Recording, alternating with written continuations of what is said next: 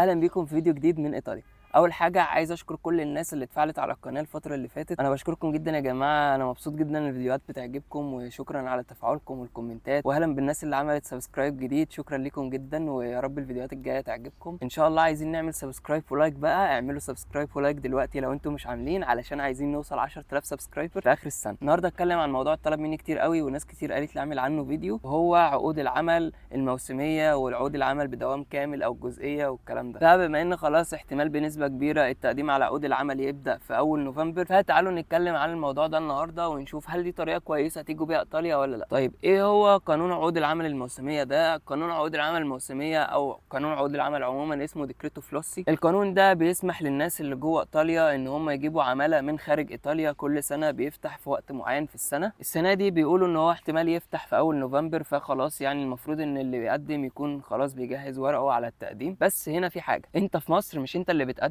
لازم صاحب العمل هو اللي يقدم، وهو اللي بيقدم ورقك كله، وهو اللي بيعمل كل حاجه من هنا من ايطاليا عن طريق مكتب من المكاتب اللي موجوده في ايطاليا. انت ما بتعملش اي حاجه خالص، يعني كل اللي مطلوب منك ان انت تبعت جواز السفر بتاعك بس، وصاحب العمل بيبعت الورق بتاعه سواء للعقود الموسميه او العقود اللي هي بدوام كامل او المؤقته. كل حاجه من دول ليها اوراق معينه، وهقول لكم الشروط بتاعتها دلوقتي وايه الاوراق. بالنسبه لصاحب العمل مطلوب منه بعض الاوراق هقول لكم عليها، وهم اكيد هيبقوا عارفين الاوراق دي، مش مستنيين ان انا اقول لهم عليها يعني، بس خلينا نقولها برضه. لازم صاحب العمل يكون عنده شركه هنا مرخصه، ويكون دخله مش اقل من 20000 يورو لو هو شخص اعزب، ولو هو شخص متزوج لازم يكون دخله اكتر من 27000 يورو. بيبعت ورق الشركه بتاعته، وبيبعت بيانات الدخل بتاعه وحساب البنكي وكل الكلام ده، وتسجيل الشركه وكل الحاجات دي، وكمان جواز السفر بتاعه، وبيبعت معاهم صوره جواز السفر بتاعك انت. وبيتم التقديم عن طريق مكتب هنا في ايطاليا هو اللي بيجهز الورق، وبيتم التقديم على موقع وزاره الخارجيه الايطاليه. انت في مصر مش بتقدم وما ينفعش تقدم، لازم المكتب اللي يقدم يكون جوه ايطاليا ويكون عن طريق حد هنا في ايطاليا. طيب ايه بقى طرق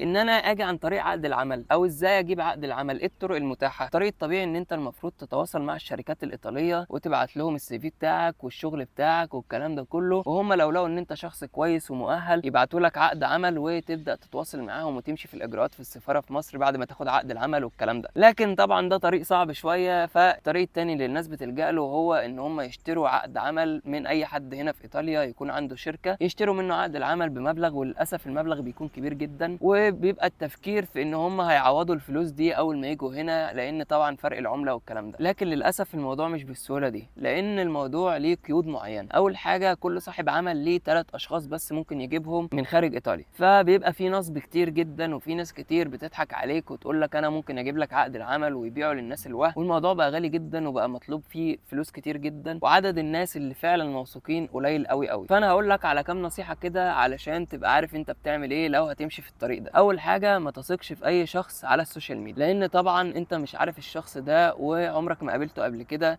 فما ينفعش ان انت تروح تدفع له مبلغ كبير قوي كده بسهوله. فلازم الشخص اللي انت هتروح تتعامل معاه ده تكون واثق فيه بنسبه 100%، يعني يكون واحد من اهلك، ويكون حد هنا في ايطاليا انت عارفه كويس جدا جدا، وعنده شركه وعارف تاريخه وعارفه من زمان وعارف كل حاجه عنه، علشان الفلوس اللي هتدفع مش قليله. لازم كمان تبقى عارف ان الشخص ده لما انت توصل هنا ايطاليا مش هيسيبك، لان الموضوع مش بينتهي ان انت توصل ايطاليا فقط، لازم هو يجي معاك ويكمل لك الاوراق بتاعتك، ويروح معاك يعمل لك الاقامه ويسجل لك ورقك، فهو بيبقى مسؤول عنك بشكل كامل. وللاسف في ناس كتير بتجيبك ايطاليا وبعد ما تيجي هنا بيسيبوك، وما بتعرفش تعمل الاقامه وما بتعرفش تخلص ورقك، وبتبقى واقف في النص دفعت الفلوس ومش عارف تشتغل ومعكش ورق، فالموضوع بيبقى سيء جدا يعني. فلازم الشخص يكون ثقه بشكل كبير، وتكون فعلا واثق فيه بنسبه 100%. طيب هل انا انصح بقى بالموضوع ده؟ صراحه انا ما انصحش بالموضوع ده، لان انت معرض بنسبه 70% ان انت يتنصب عليك عن طريق الموضوع ده، لان اغلبنا ما يعرفش حد في ايطاليا، ولو كنت انا اعرف حد في ايطاليا كنت خليته يجيبني وخلاص. الموضوع صعب جدا، وصعب ان انت تلاقي حد ثقه ويكون امان، وان انت تقدر تدفع الفلوس فعلا. واصلا لو هو حد انت تعرفه مش هيخليك تدفع فلوس كتير قوي، الموضوع مش بيكلف كتير. لكن للاسف بقى في ناس هم اللي ماسكين الموضوع ده، وبقى هم بيسعروه حسب مزاجهم، والموضوع ما بقاش كويس خالص يعني. فانا انصح ان انت تيجي عن طريق اي طريقه تانية، طبعا ما تجيش بطريقه غير شرعيه، لان ده اسوأ بكتير. اسهل حاجه هنا يا جماعه هي الدراسه. لو انت مخلص اي حاجه انت ممكن تيجي دراسه، لو انت دارس بكالوريوس، دارس ماجستير، دارس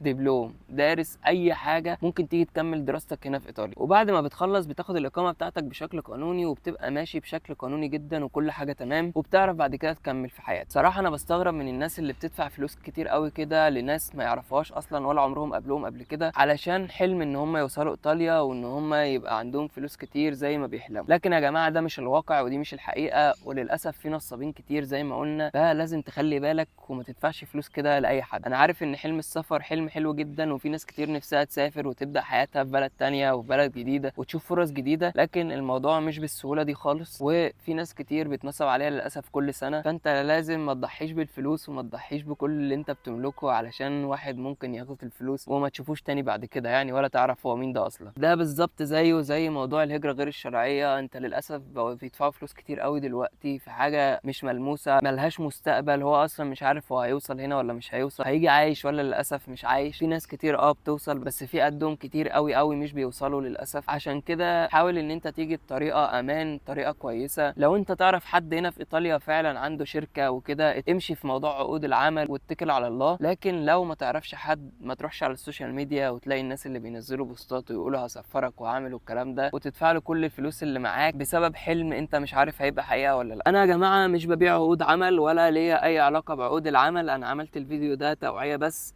علشان الناس تبقى عارفه ان الموضوع مش بالسهوله دي. لان اول التقديم هيفتح في اول نوفمبر، هتشوفوا بوستات كتير قوي عن التقديم على عقود العمل وان خلاص قانون العمل فتح والكلام ده كله. وللاسف اكتر من 90% او 95% من البوستات دي بيكون نصب، وبيضحكوا على الناس وبينزلوا البوستات دي بس علشان يخلوك تجري وتلحق تدفع الفلوس، وبعد كده ينصبوا عليك للاسف. فارجوك خلي بالك وما تدفعش فلوسك لاي حد. ولو انت عايز فعلا تسافر دور على طريقه تجي بيها تكون بشكل قانوني، ما تمشيش ورا الاحلام وما تمشيش ورا الناس اللي بتبيع لك الوهم علشان يسرقوا فلوسك. تعالوا بقى نلخص الفيديو مع بعض. انا عارف ان كتير مننا حلمه ان هو يسافر ويروح بلاد جديده ويلف العالم ويشوف مستقبل جديد ومستقبل احسن في مكان احسن وفرص اكتر والكلام ده كله. بس لو انت هتدفع فلوس كتير علشان الكلام ده في ايطاليا، فصدقني ايطاليا ما تستاهلش كل ده. ايطاليا ممكن تجيها لو انت هتيجي هنا منحه ببلاش، دراسه مجانيه، وبعد كده تبدا مستقبلك. لكن لو انت هتدفع الارقام اللي بنسمعها ال 10000 وال 15000 يورو علشان تيجي هنا وتضحي بحاجات كتير جدا، ايطاليا ما تستاهلش. لان ايطاليا مش احسن بلد في النظام الصحي، مش احسن بلد في التعليم، مش احسن بلد في المرتبات. فانت هتضحي بكتير قوي واللي هتاخده قليل جدا. فانا رايي ان انت لو هتدفع فلوس فبفلوس بفلوس، روح الخليج، جرب في الخليج، هتلاقي فلوس احسن، فرص افضل، مش هتضطر ان انت تتاقلم في بلد انت ما تعرفهاش. لان الغربه مش سهله ومش كل الناس بتعرف تتاقلم على الغربه، فما بالك ان انت بتتاقلم على الغربه في بلد غريبه بيتكلموا لغه مختلفه، طباع مختلفه، عادات مختلفه. مش كل الناس هتعرف تعيش هنا مع الناس هنا، لازم ان انت هتضحي. فلو انت هتيجي وتدفع فلوس كتير قوي كده، فالافضل ان انت تطلع على الخليج، افضل لك كتير جدا. لو بالنسبه لك ان انت عايز تعمل فلوس افضل، فالخليج افضل طبعا. المرتبات هنا في ايطاليا مش احسن حاجه، مش بيوفروا لك حاجات كتير جدا للاسف. برضو المرتبات مش احسن حاجه، حتى للدكاتره والمهندسين اقل بكتير جدا من كل الدول اللي حوالينا ومن كل دول الخليج. لكن احنا بنيجي هنا لان الدراسه مجانيه واحنا بنيجي ببلاش، فما بنبقاش غرمانين حاجه. الموضوع بيبقى منحه وبتيجي ببلاش على حساب الجامعه وكله تمام يعني. فانا رايي لو انت بتدور على مستقبل احسن وفرصه احسن، ما تجيش ايطاليا بالطريقه دي. تعالى باي طريقه تانية، ممكن تيجي عن طريق الدراسه او اي طريقه تانية، لكن ما تجيش وتدفع فلوس كتير قوي كده في حاجه انت مش عارفها، في مستقبل انت مش عارفه، وممكن تخسر كل الفلوس دي وما تبقاش عملت حاجه في الاخر. وزي ما قلت لك ايطاليا ما تستاهلش الكلام ده كله يعني. دي كانت نصيحه من اخ